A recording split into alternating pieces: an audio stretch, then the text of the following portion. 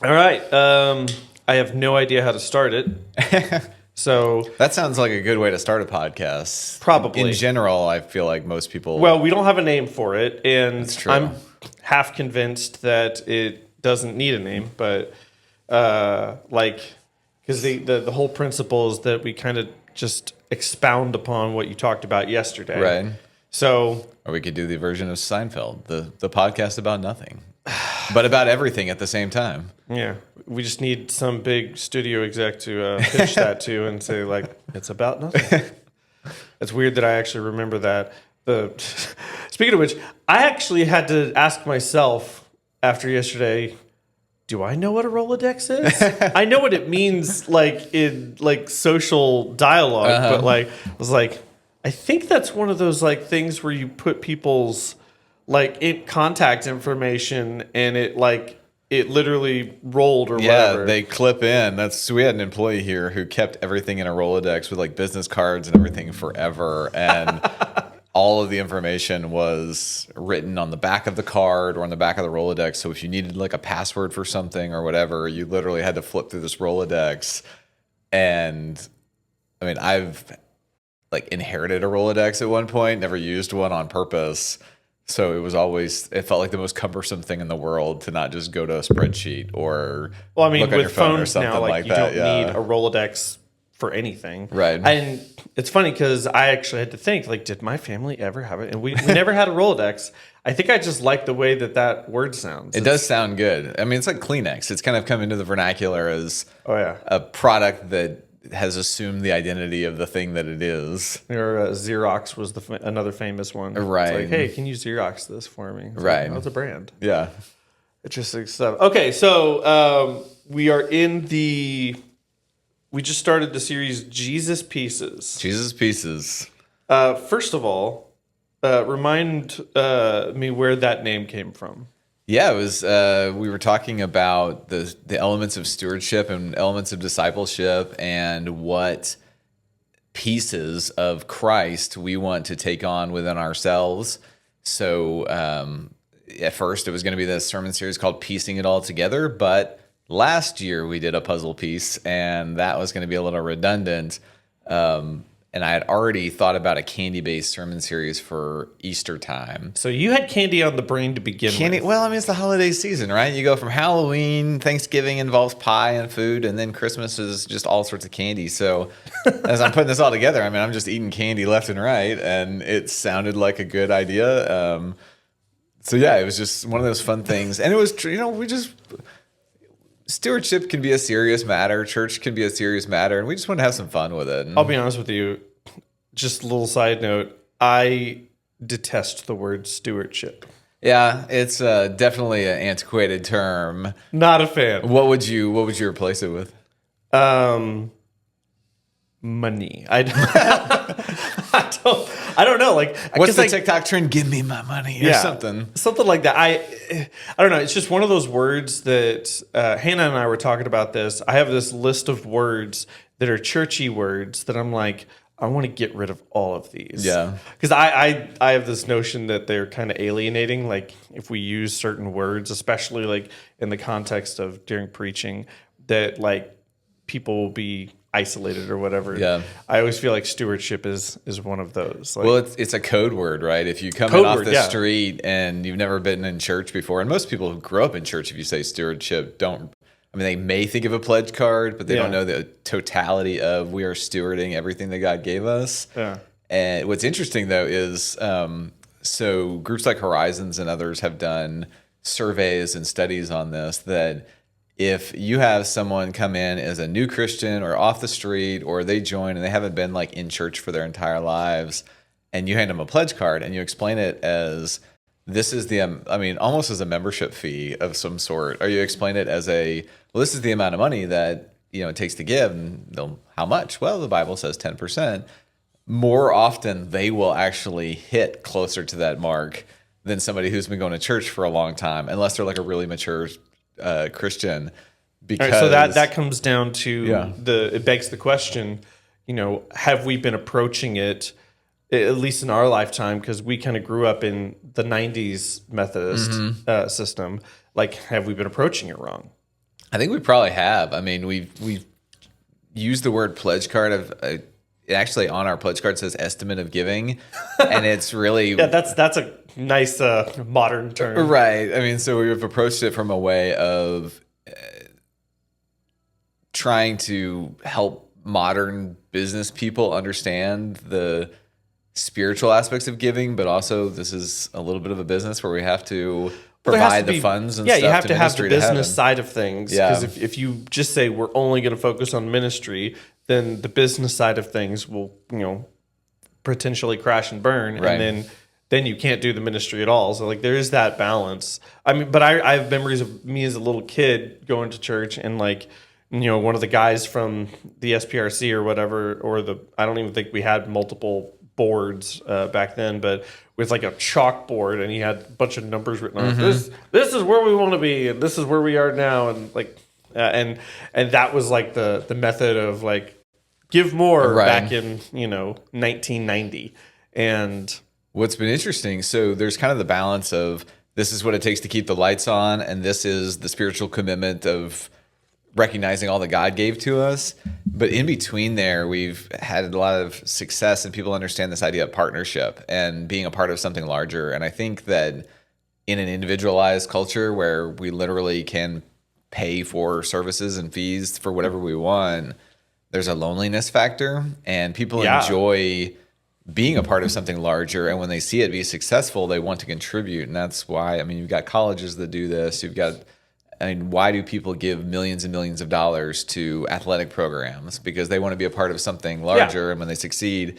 So it's like why people want to put like a plaque that, I paid for this or whatever, or the name of a building or part of a highway or something like that. Yeah. I get that. A while back, I wanted to change it to like a partnership drive, almost like KERA or PBS or NPR or whatever. Would you like to be a partner with us? And I think it fizzled and burned because that concept of giving is not percentage based. It's like, give this much a month. And we were limiting ourselves based on, God might be doing something in someone's life where they want to give another $5,000 and we were only asking for $20 or something. Yeah. So, I get it. So basically you're equating abundance with candy, which cool. Love that. But we're also going through the book of John, which or a certain chapter of John this time, but specifically a certain chapter. So we were what was the chapter we were in yesterday? So John 14 is going to be throughout this kind of abundance series associated with candy. We're going to be in the Gospel of John all winter and spring to think through what this. I was just really stuck because as staff we were brainstorming around what do people need, and it was peace.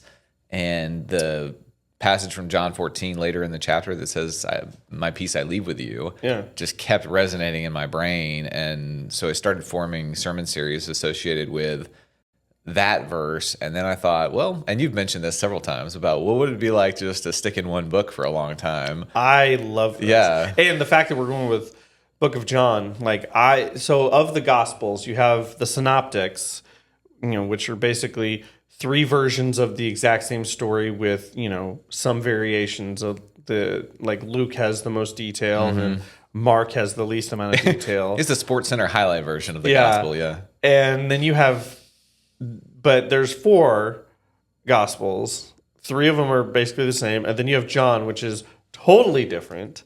And it's kind of like I've heard it referred to as kind of the hippie gospel. Yeah.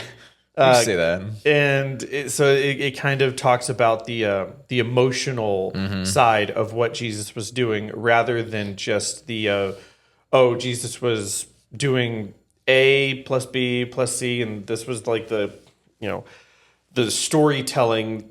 John kind of goes into the feelings. Yeah. Well, I mean, John is where you get, I no longer call you servants, but friends. Yes. And, no greater love than Father for the. Well, that's something I was just trying to think. The famous John 3:16 of "For God so loved the world that He gave His only begotten Son." It's all these emotional things that the other Gospels don't often dive into. And Right. I And love Jesus that. wept is the, Yep. in there you got the very first miracle of the wedding at Cana. He's turning water into wine, and he's Let's mad go. he's mad at his mom for the, Yeah, his mom's like, no, it's not my time. right, it's not my time yet, woman, which is always a good way to talk to your mother. Yeah, I really hope in my brain, like I hear it in 2025, like him talking, is not my time, woman.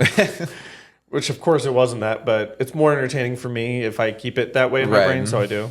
Yeah. But so John being the focal point, and then kind of putting that through the lens of stewardship or giving. Yeah. Money. Money. That's right. Keeping the church's ministry thriving. Would you like to be a part of this? We would love for you to partner with us. Consider investing in Creekwood United Methodist Church or the Kingdom of God through Creekwood United Methodist Church. Thank you. That was a nice plug. I like that. I do my best. This podcast episode is sponsored by us. Make sure to go to creekwoodumc.com/give right now, as our other website is still being worked on, and make your donation. That needs its own podcast episode. It Once really- this gets resolved, we're gonna have to dive in and be like, hey, this one time we were hooked up with a guy that was hosting our website, and then he just bounced to Vietnam, Right. shut down his whole business, and didn't tell anybody, and left tons of people just dangling. And Right. The number of comments on Facebook on this guy's site are just disturbingly awful. But then you go on his Instagram page, and all his pictures from Vietnam are driving Ducatis. And I mean, I have no idea what this guy's doing, but he's driving Ducatis. he's just driving sports cars around Vietnam right now instead of actually running his business. Oh my gosh. Yeah. So you said something yesterday that I really started churning in my brain. Something to the effect of seeking peace in the midst of chaos. That paints a picture. At least it does in my head. I'm like, that is wild. I get this image of kind of a Buddha figure, and then it quickly pans out, and there's just war and chaos and destruction and explosions all around. But just this shalom moment. And so where did that kind of phraseology come when you were putting the sermon together? What was that? Yeah, it kind of came together just thinking about why people do New Year's resolutions, or even why people just devour candy, right? I mean, you devour candy for a little bit of a endorphin rush in the midst of normal everyday craziness. And most people are not, M&Ms was an example we used. Most people aren't grabbing M&Ms because they just totally enjoy them all the time. They're grabbing M&Ms because they're doing something, and that's a quick, easy something to give them a little bit of a boost throughout the day. And the Christmas season and New Year's season carries with it so much expectation. This nostalgic feeling of everything's going to be great and everything's going to be perfect. And even I found myself, we had a pretty chaotic Christmas. It was great, but it was a little chaotic season. Got a little bit of rest. And even within that rest, there was still moments of chaos that could have just toppled it. Oh, sure. And so I think about what keeps, it was a little bit of a personal thing of what keeps me grounded, what keeps me moving, and Candy, absolutely. Yeah. Sugar keeps me going. But it was the sense of purpose, so you could use the Buddha reference because it's this very calm, serene thing. But I also think of this slow motion, every time you've got Tom Cruise in an action movie, think of Lord of the Rings, where Aragorn is going into battle and everything else is going on around him, and he's walking slow motion. And I never lived through a medieval battle, but I can't imagine walking slow motion through a whole bunch of swords flying around is a good thing. It's so weird that you say that, because we watched the first Lord of the Rings yesterday for my cruise Sunday Fun Day. So everybody came over and we were watching the first Lord of the Rings, and next week we'll watch Two Towers. But nice. So I have very fresh, vivid imagery as you're describing Aragorn, and we were even talking about how cool he is when he tells Frodo to run, and then he slow motion is just calm while he's facing this horde of Uruk-hai that he's by himself, and I'm like, that is cool. That dude's awesome. That dude is cool. Well, and he's got purpose, right? He's got a mission. He's got a purpose. And so when you have a purpose, the outside factors don't derail you from that purpose. Right. So if your purpose is, I'm going to follow Christ the best way possible, or I'm going to even breaking down the pieces, as that's the Jesus pieces of, like Hannah and Mike got interviewed about hospitality. So if my purpose is to create the most welcoming environment for everybody, then I'm not going to let, just something like freezing cold weather get in my way. It's chaotic. It makes everybody want to be reclusive and, lay under the blanket. I'm going to get up and face that challenge because I have a purpose. And if I know what I'm waking up for, then I generally have greater peace and I can get through some of the other things that the life throws at me. So that purpose, what does that purpose, like, is this like, and does everybody on some level have the same purpose, or is this like you have to discover it for yourself? Like, at least in the context of the way we're looking at this. This is the $1 million question. I think it's both and. I think, as Christians, I think our purpose is to, I think some people would say follow Christ, and I would say to embody Christ is our purpose, that the things we see Jesus do in his ministry and his life are the things that God wants us to do. And so therefore, we believe that the Holy Spirit embodies us to be that Christ for other people. And so it is following, but it is also being. So I think that's the overall purpose for us. But within that, like, you have a great passion for leading people in worship so that they can humble themselves and celebrate God and fill themselves up. I actually have, I'm a preacher and a leader. I have a great passion for leading people, but I have a great passion for like doing all the things behind the scenes that nobody would ever care about or know. And I will move chairs for anybody, anytime, because it means You heard it here first. Yeah, that's right. Yeah. So whenever Jay asks me to move chairs, I'll say yes. But it's like, I love creating environments where everything's set up for them and they get to walk in. I fully get that. Yeah. Like, I love like a purpose-filled space where everything, is designed so that, I like to think of it as removing all distractions. Mm-hmm. Anything that could potentially be a distraction, removing that. Like, I feel that. So I think it's, you kind of get that from your spiritual gift or Enneagram or Myers-Briggs or whatever, and you figure out what is it that I'm passionate about and how does that fit in with the overall purpose of following or embodying Christ for the world, so that whoever we meet or whatever environments we can create for people, they're experiencing what Jesus would want them to experience. And I think that's the purpose. And it can go, I was thinking about it the other day. We have a couple anesthesiologists here at the church, and I was, it's got to be like a very focused, also cumbersome job because you're just watching people sleep all day while surgeons are, working on them. But the guy I know who does it and is really good at it is a really faithful Christian guy. And there's an element of, I want this person I'm going to do my job the best that I can because I want them to experience the most comfort possible in and out of surgery. Yeah.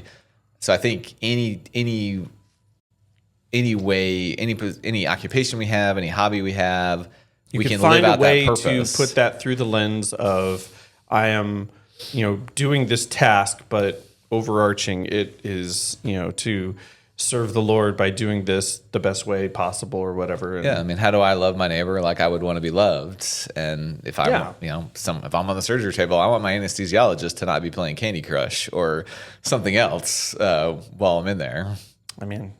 Yeah, that would be not great. Although I did, my brother's an orthopedic surgeon, and he used to tell me that they would like do wagers or take turns having to pick whose music was on. And when he was in residency, I guess there was a story of somebody's music was just a little too upbeat and people were like bouncing around. They're like, yeah, we need something a little more chill or rock and roll or something so that we're not just like in there sawing with intent. It's picking the right music for the scenario is it's a gift that some people have, and because you don't want it to be putting you to sleep, but you don't want to be distracted. Right. And, I'm paying more attention to this song than to what I'm doing. Yeah, right. Not great when you're doing neurosurgery. Probably not. Well, it was a good start for Jesus Pieces, and this one goes into like mid-February.